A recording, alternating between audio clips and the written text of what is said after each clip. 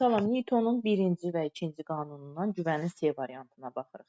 İlk sualda bizə deyir ki, qüvvə 12 Newton artanda təcil 3 dəfə artırsa başlanğıc qüvvəni soruşur bizdən.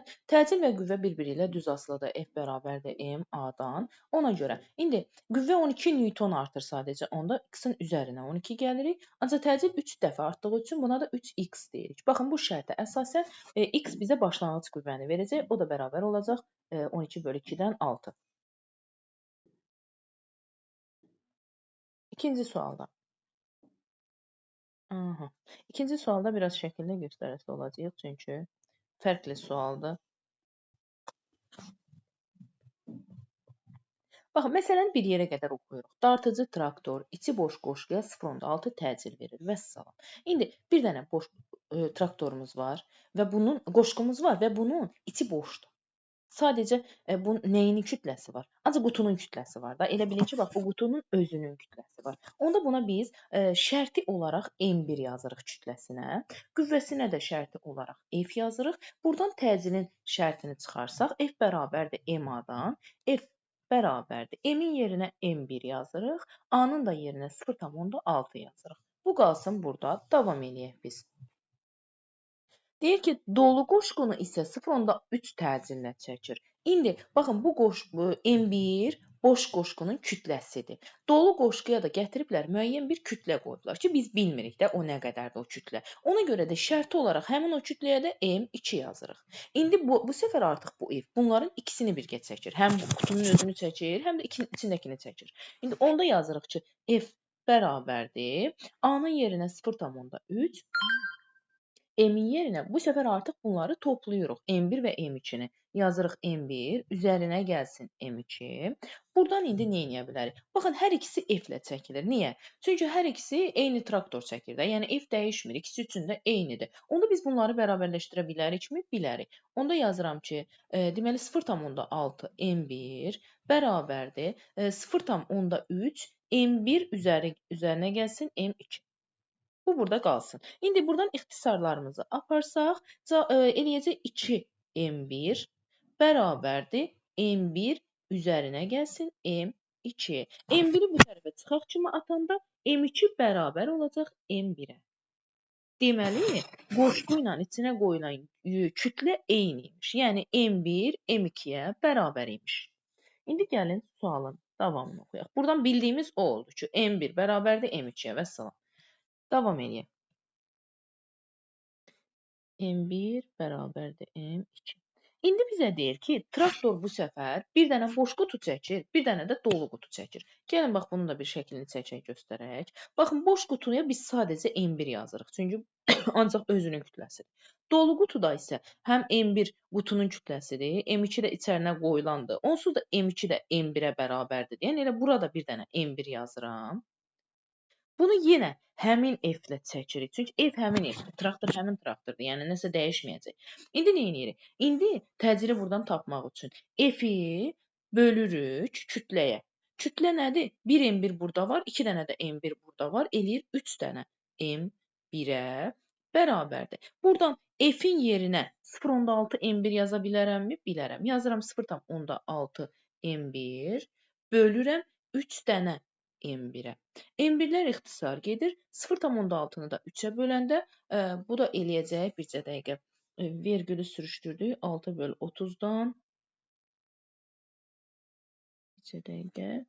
Haradasa 0.2.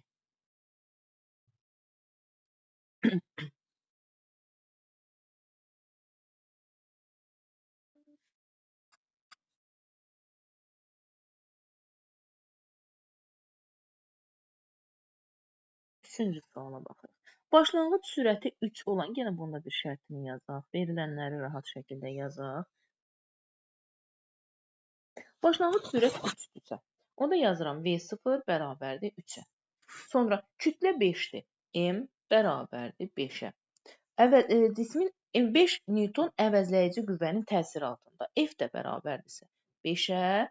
8 metr yol getmişdir. S də bərabərdir 8-ə və bizdən soruşur son sürəti V-ni. Gəlin V-nin şərtini yazaq. V bərabərdir V0 üstə gəlsin AT. Biz buradan nəyi axtarmalıyıq? A-nı. A-nı necə tapa bilərik? F-i M-ə bölməklə. Onda A nəyə bərabər olacaq? Bir dəqiqə 8000 son sürətini hesablayın. 5 Newton əvəzləyici qüvvənin təsiri altında. Söz. Deməli, təcil burada bərabər olacaq 1-ə. Bu yolu niyə verib bilmədim. A bərabər olacaq 1-ə. V0-ın yerinə yazırıq 3. 3 üstə gəlsin. Burada t-ni tapmaq üçün veribdir. Biz bir dəqiqə gözləyin buradan t-ni tapaq. Sonra şərtə keçərik. A-nı tapdıq. A nəyə bərabərdir? A bərabərdir 1-ə. İndi gəlin t-ni tapaq. S bərabərdir. V0t üstə gəlsin AT kvadratı böl 2-dən. S-in yerinə nə yazıram? 8 bərabərdir. V0-ın yerinə 3t yazıram. Üstə gəlsin. A-nın yerinə 1 yazsaq, t kvadratı bölünsün 2-dən. Biz t-nin yerinə nə yazsaq ki, bu şərt ödəyər? Bircə dəqiqə. T-nin yerinə 3, 2, 4, 2-yə, 2-ni 6 ilə də 2-ni 8. T-nin yerinə bax bu şərtə əsasən 2 tapırıq. T də bərabər olur 2-yə. İndi davam edək. İndi artıq sürətin şərtini yazacağıq. V bərabərdir V0 üstəgəl AT. Buradan V0-ı biz nə tapmışdıq? 3 tapmışdıq. 3 üstə gəlsin. A-nı 1 tapmışdıq. T-ni də 2. 2 dəfə də 1-i 2 eləyir. Bunları da toplayanda bizə 5 verir.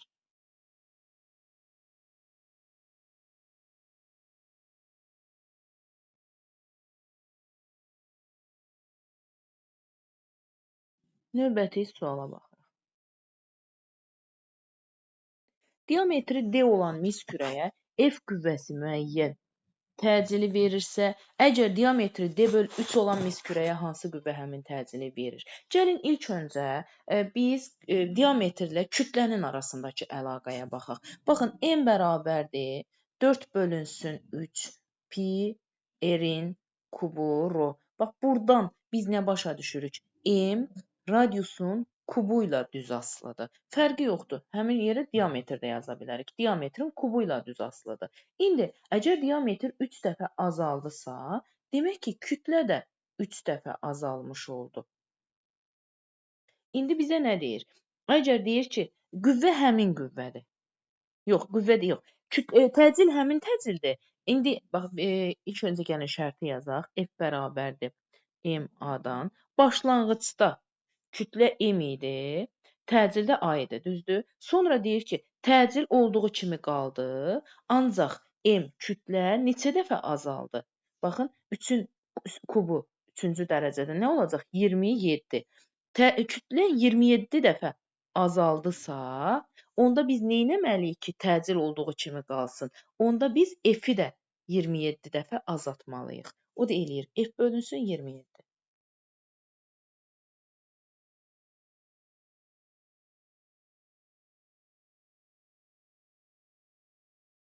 Sonra F qüvvəsinin təsiri ilə birinci cisim 2A, 2F qüvvəsinin təsiri ilə ikinci cisim A böl 2 təcili alırsa, kütlələrin nisbətini soruşur bizdən.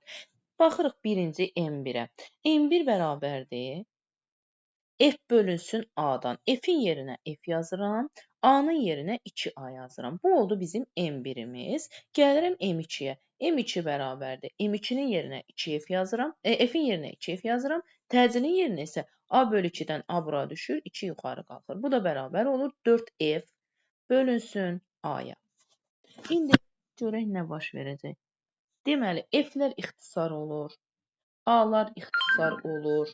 Burada deməli var 1 böl 2 qaldı. Aşağıda da 4 qaldı. Baxın 8 dəfə nə edir? Böyüyür.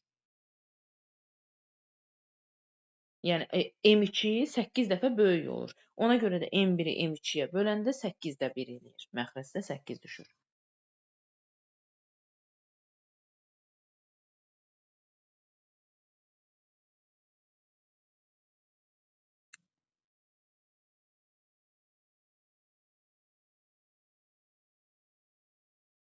Cismə təsir edən qüvvənin modulunu 8 Newton artırdıqda təcil 5 dəfə artmışdı bayaqki sual kimi. X üstə gəlsin 8 bərabərdir 5x olarsa, buradan da 4x bərabərdir 8-dən x də bərabər olacaq 2-yə. A və B cisimləri F qüvvəsinin təsiri ilə üfüqi müstəvidə sürtünməsi sürüşürlər. B cismi tərəfindən A cismə təsir edən qüvvəni hesabla deyir. Bunu tənasüb yoluna tapacağıq burada. Necə? Baxın, 60 Newton nə qədər qüvvəni itələyir? Kütləni itələyir. 3 buradan, 2 buradan, 5-i itələyir. Düzdür? İndi fərqi yoxdur A B-ni itələsin, B A-nı itələsin. Soruşursa biz bax bu kütlənin yanında yox, bax qıraqda, kənarda qalan kütləyə baxacağıq. Əgər 5 0 nə yeri var burada? Ha, 5 kütləni 60 Newton çəkirsə, yerdə qaldı 2 kütlə. Bəs 2-ni nə çəkəcək? Onda 60-ı tənasüb yolu ilə vururuq 2-yə, bölürük 5-ə. Bu da 12 vur 2-dən eləyir 24. Təcillə də axtarıb tapa bilərsiniz, ancaq ən qısa yol tənasübdür. Tənasüb məsləhət görərdim. Keçirik bura. Baxaq. Deməli, F bu iki kütləni çəkir. Sonra deyir ki, bir müddətdən sonra 1 və 2 cisimlərin arasındakı ip qırılarsa, baxın bu ipi qırdıq. İpi qırılan kimi nə baş verəcək? İpi qırdıqsa artıq qüvvə ilə, bax bu yükün arasındakı əlaqə kəsiləcək. Ona görə bu arxadakı yük dayanacaq. Hərəkətsiz şəkildə, yəni təcil sıfırlanacaq və yaxud da dayanacaq deməyək. Bərabər sürətlə hərəkət edəcək də, yəni təcil sıfırlanacaq. Ona görə bunun təcili sıfırdır. Elə birinin də təcili onsuz da A variantındadır. Yenə də gəlin davam eləyək. Varianta baxmayaq. Deməli, onda bayaqdan F 4M-i çəkirdi. Təcil A idisə, qırılandan sonra F-in işi asanlaşdı. F bu səfər sadəcə M-i çəkir. Bayaq 4M çəkirdi, indi M çəkirdi. M azaldısa 4 dəfə təcil neynəyəcək? 4 dəfə artacaq. Yəni qüvvə həmin qüvvədir də onsuz da. Keçirik bura. Baxıram 5 təcillə gedir. Nə F2-dən xəbərimiz var, nə F1-dən xəbərimiz var. Bir dənə məlumatımız olan, bax burada bir dənə 20-nin olmasıdır. İndi gəlin şərtimizi yazaq. Bir də nə var burada? Bir də bizə təcilin istiqamətini veriblər. Təcil sağ tərəfə gedirsə, biz başa düşürük ki, F2 F1-dən böyükdür. Onda gəlin, bax, bu aralığı şərtini yazaq. F2 böyükdürsə tecərilmədən, çünki sağ tərəfə gedir axı. Onda mən yaza bilərəm ki, F2 çıxılsın tecərilmə. Tecərilməni də mənə nə verib? 20. Yəni, çıxılsın 20 bərabərdir M A-ya. M-i 6 verib, A-nı da 5 veribsə, buradakı M-dən söhbət gedir. 6 vurulsun 5-dən olacaq 30, düzdür? Buradan biz F2-ni nə tapdıq? F2 bərabərdir 50-yə. Bunu tapdıq. İndi gözləyin. Əgər F2 50-dirsə, təcil də 5-dirsə, neyləyirik biz? Təcili necə tapırdıq? Gəlin, ümumi əvəzləyici qüvvəni ilk öncə tapaq. Deməli, təcil A bərabər idi, F bölünsün M-lə. A-nın yerinə və yaxud da elə gəl M-i tapaq da, F bərabərdir M-A-dan. Bizə dəqiqə gözləyin. Əvəzləyici qüvvəni tapaq burada. F bərabərdir M-A-dan. M-in yerinə bu səfər kütlənin ikisini də götürəcəyik. 8. A-nın da yerinə 5 götürəndə F əvəzləyici bərabər olur 40-a. Düzdürmü? İndi 50 burada var. Bu tərəfə biz hansı rəqəmi yazsaq əvəzləyici 40 olar? Təbii ki, 10 yazsaq. Əks istiqamət olduğu üçün 50-dən onu çıxırıq, yerdə 40 qalır.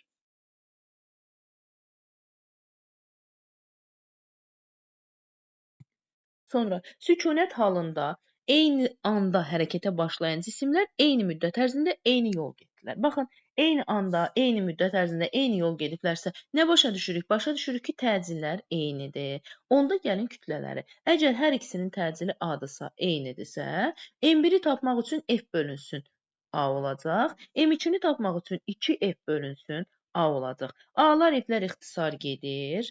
Düzdür? Biz baxırıq ki, deməli M2 bircə dəqiqə. M2 M1-dən 2 dəfə böyükdür. Və M2-ni M1-ə bölmək üçün cavab 2 eləyəcək.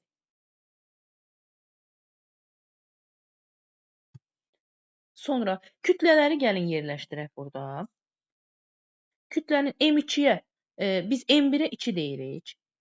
M2-yə 4 deyirik. M3-ə 8 deyirik. Bunları yazdıq. Sonra F42-dir. Gəlin baxaq, şərtimizi yazaq. 42 neçə kiloqramı itələyir? Baxın, 2, 4, 8, bu da eləyir 14. 42-yi 14 kiloqramı itələyirsə, indi deyir ki, F2, F1-ə hansı, F2, F1-i, F deyirəm. İkinci cisim, birinci cismi nə ilə itələyər? Onda 2, 1-i deyirsə, bax, bu aradakını soruşursa, bax, buradan sonu götürəcək, 2 dənə kütləni. Yəni qüvvənin yanında yox, kənardakı 2 dənə kütləni götürəcəyik. Bu kütlələri toplayanda mənə nə verir? 4 ilə 8-i eləyir 12. Bax, burada da tənasüb qrup tapacağıq. 42-ni vururuq 12-yə, bölürük 14-ə. Gəlin eləyək. 42 vururuq 12-yə, bölürük 14-ə.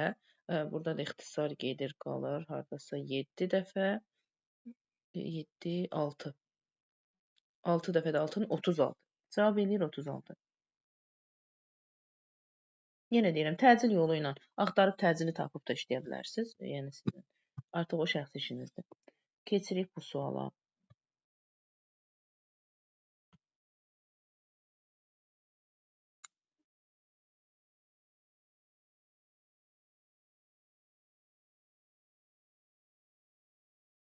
Kütləsi 5 kiloqram olan cisim F qüvvəsinin təsiri ilə 2 metr bölünsün saniyə təcillə hərəkət edir. Cismə təsir edən bu qüvvəni hesablayın. İndi baxırıq ki, bax bu qüvvə təcili mənə nə verib? 2 verib. Kütlə nədir? 5-dir. Deməli qüvvə bizə nəyə bərabər olacaq? 2 vurulsun 5-dən 10-a bərabərdir. Və hansı qüvvə? Əvəzləyici qüvvə. F əvəzləyici bərabərdir 10-a. İndi baxın, burada F-in 2 proyeksiyası var. Biri sinusdur, biri kosinusdur. Biz sinusu işin içinə qatmırıq. Niyə? Çünki bizdən sürtünmə verməyibdir bizə. Sürtünməsiz deyirsə, sinusla işim yoxdur. Bir dənə qaldı F-in kosinusu. Onda yazıram ki, F kos alfa, kosinus alfa. Kosinusu da bizə 2-də 1 verdiyi üçün F-i bölürəm 2-yə və bu mənə verəcək 10. Onda bu şərtə əsasən F bərabərdir nəyə? 20-yə.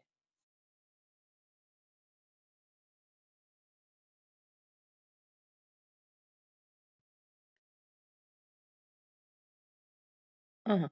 Sürtünməsiz. Yenə də sürtünmə nəzərə alınmadığı üçün sinusla işim yoxdur. F-in kosinusu sadəcə mənə lazım olacaq. Bu tərəfə də yazıram. Kos alfadan 0,8 eləyir 0,8 F. Düzdür? İndi yazırıq. Sükunət vəziyyətindən F qüvvəsinin təsiri ilə hərəkətə başlayan 4 kiloqram kütləli cisim 2 saniyədə 12 metr yol getmişdir. Cismə təsir edən qüvvənin qiymətini hesablayın. Əvvəla gəlin buradan təcili tapaq. Necə taparıq? S bərabərdirsə 12, 12 bərabərdir. Deməli, başlanğıc sürət 0-dırsa, AT kvadratı böl 2-dən. A, T-nin də yerinə 2-dir. Kvadratı eləyir 4, 4-ü də 2, 2 qalır. Yəni, 12 bərabərdir. 2A-dan təcili biz 6 tapırıq. Verilənlərə əsasən. A bərabər olur 6-ya. Buradan kütləni də mənə 4 verib. F əvəzləyici bərabərdir. MA-dan 6 vurulsun. 4-dən 24-ə. F əvəzləyicini buradan biz nə götürmüşdük? 0,8.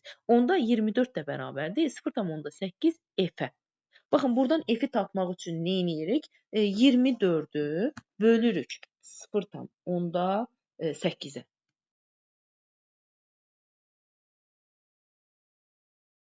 Bu da hardasa 30. Düşünürəm bircə dəqiqə. 4, 12. Aha, 30. Bu da cavab eləyəcək 30.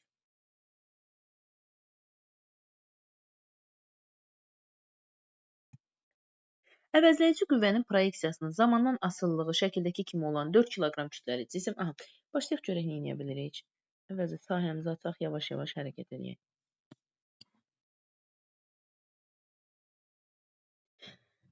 Demək, 4 kiloqram kütləli cisim X oxu istiqamətində 5 metr bölünsün saniyə başlanğıc sürətlə V0 bərabərdir 5-ə kütlə hərəkət edir. Qrafikdə istifadə edərək 8-ci saniyənin sonunda cismin təcilini modulunu hesablayın. Əvvəla nə edirik biz? Demək, 8-ci saniyənin sonunda. Əvvəla baxın, bax bu 6 saniyə var ha, 6 saniyə ərzində. F qüvvə 8-dir, zaman da 6-dırsa, bax bu kütlə də 4-dür, düzdürmü? Buradan biz başlanğıcda təcili tapsaq, bir dəqiqə, 40-ı 4-ə 10, elə buradan da tapa bilirik. Heç bunlara ehtiyac yoxdur, bircə dəqiqə. Bunlara heç ehtiyac yoxdur V0-a filan. Elə baxın, 8 saniyə hansı intervala düşür? Baxın, bu aralığa düşür də, düzdür? Bu aralıqdakı qüvvə nədir? 40-dır. F bərabərdirsə 40-a, kütləni də mənə 4 veribsə, 40-ı 4-ə böləcəm, təcil də olacaq 10.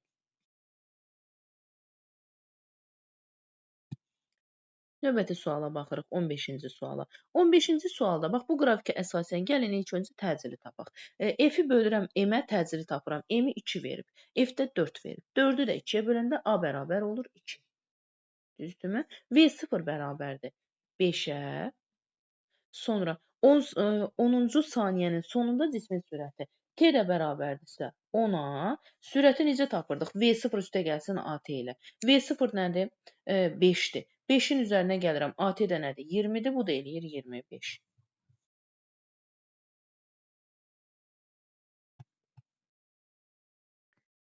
Burada da eyni tənasüb. Ay, yoxsa yuxarıda da sual var. Aha. 16-da. M2-ni mənə verib 2 kiloqram. Bunun üzərinə 2 yazıram. M3-ə də 2 yazıram. Deməli, M1-i yox, bizə dəqiqə. M1 2-dir, M2 5-dir. M2 5-dir. F isə bax bu F isə bizə 36 verib. İndi baxıram ki, 36 Newton nə qədər kütləni çəkir? Baxın, topladım elədi, deməli 9 kiloqramı çəkir. İndi bizdən T gərilməni soruşur. Bəs T gərilmə nə qədər yük çəkir? Sadəcə 2 kiloqramı. Tənasüb yolu ilə 36-nı 2-yə bölüb 9-a vururuq. Bu da 4 vur 2-dən 8 eləyir. Sonra burada da eynən. Baxın, tənasüb yolu ilə. Nəyi soruşur bizdən? İkinci tercihin biri. Aha, deməli, F qüvvəsi nə qədər yük itələyir? M1 üzərinə gəlsin M2-ni itələyirsə, o zaman biz bu F-in qüvvənin yanındayıq, yox, kənardakı kütləyə baxacağıq. Onda M1-i nə qədər qüvvə itələyər? Sual işarəsi. Gəlin buradan da şərtimizi yazaq. Tənasüb quraq bircə dəqiqə. Tənasüb qururuq çarpaz şəkildə. F vurulsun M1-ə bərabərdir. M1, daha doğrusu bərabər yox, bölünsün M1 üzərinə gəl M2. Bax, bu şərtin olduğu hansıdır bircə dəqiqə? Şərtə də baxaq. Aha, bu da hardasa B variantına uyğun gələcək.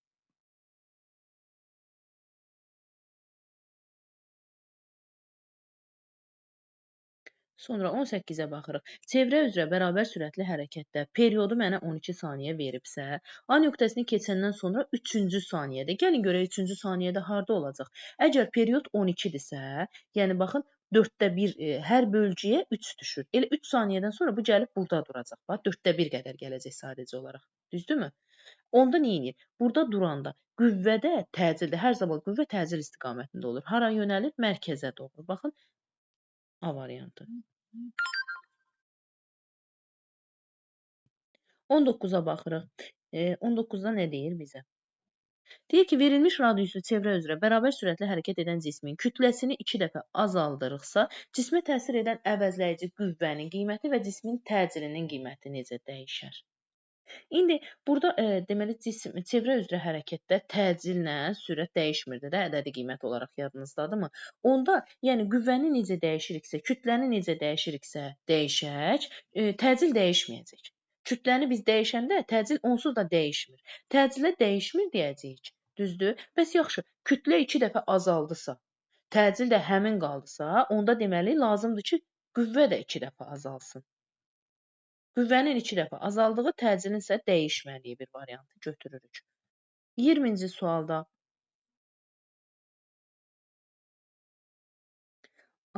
İndi əvvəla nə deyir bizə?